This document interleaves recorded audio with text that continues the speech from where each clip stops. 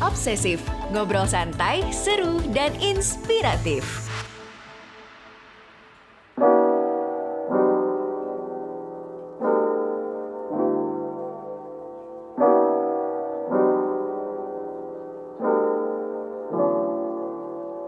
Halo teman obsesif, kita jumpa kembali di podcast terbaru dari Obsesif by Medio Podcast Network. Sebelum mendengarkan sesi wawancara kali ini, jangan lupa untuk follow dan beri rating terbaikmu untuk podcast Obsesif di Spotify, serta nyalakan notifikasinya ya supaya kamu bisa terinfo setiap ada episode terbaru yang tayang di hari Minggu.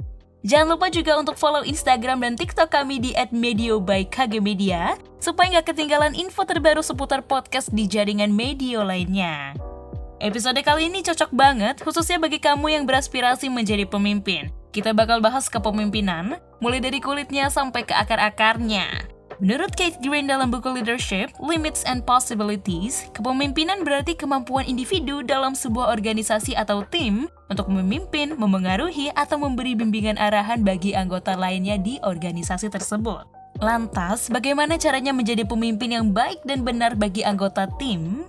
Kita sudah bersama Christy Zacharias, Head of Public Advocacy and Asia Pacific Global Indonesia Professionals Association, yang dulunya juga menjabat sebagai Executive Director of Young Indonesian Professionals Association, United Kingdom.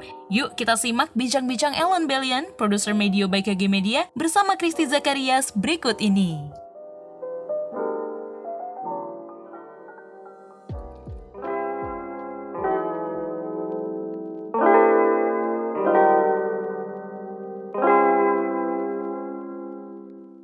Oke, hai teman obsesif, balik lagi nih di Obsesif, ngobrol santai, seru, dan pastinya inspiratif. Nah, kali ini kita kedatangan seseorang yang gak kalah keren dari bintang tamu kita yang sebelum-sebelumnya, yang pastinya kali ini kita juga masih kolaborasi dengan Exco Indonesia.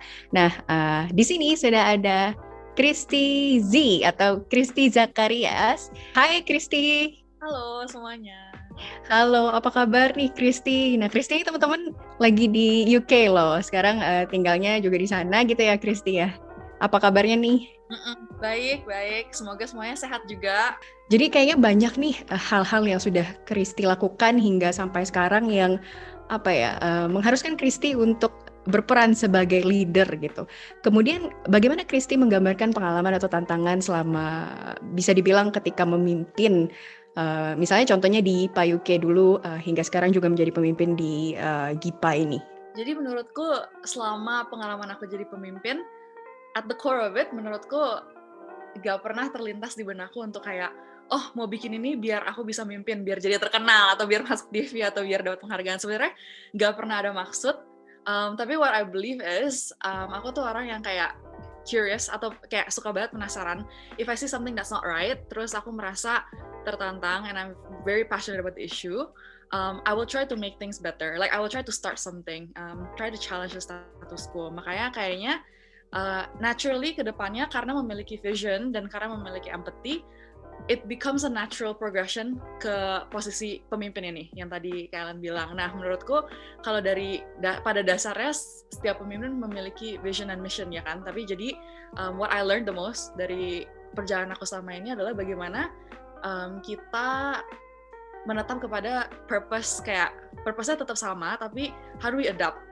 Karena sekarang kayak 2 tahun terakhir kan ada COVID, tapi kita tetap mau misalnya komunitas di PAYUK dan GIPA jalan, tapi kita juga mau autentik gitu loh. Kita nggak mau cuma ikut-ikutan orang, ikut-ikutan tren, karena pada akhirnya you do things for a purpose. Jadi menurutku selama ini belajarnya kalau tentang kepemimpinan, gimana cara beradaptasi, I think that's my key learning experience kalau soal being a leader. Oke. Nah, berarti emang kunci utamanya memang harus punya purpose dulu ya. Dari sanalah nanti akan terbangun bagaimana sih karakter menjadi sebagai leader tuh memposisikan dirinya seperti apa, dan kemudian akan berkesinambungan juga dengan goals pencapaian organisasi itu sendiri atau komunitas itu sendiri ya berarti.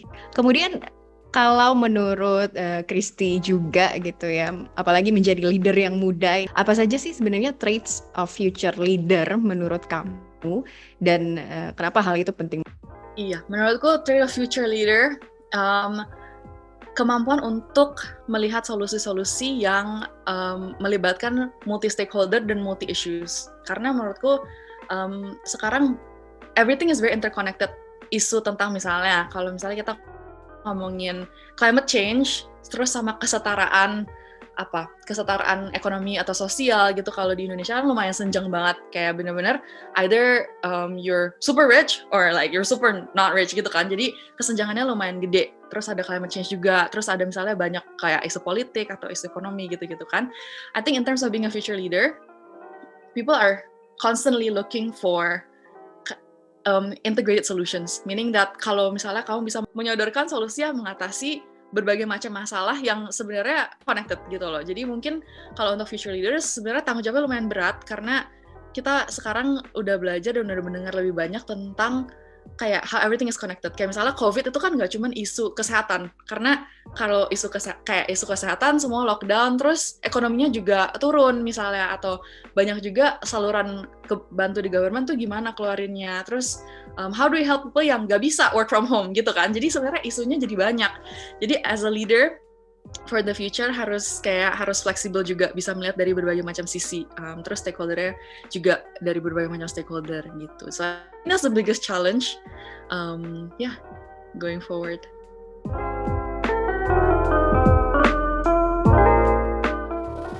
Obsesif, ngobrol santai, seru, dan inspiratif.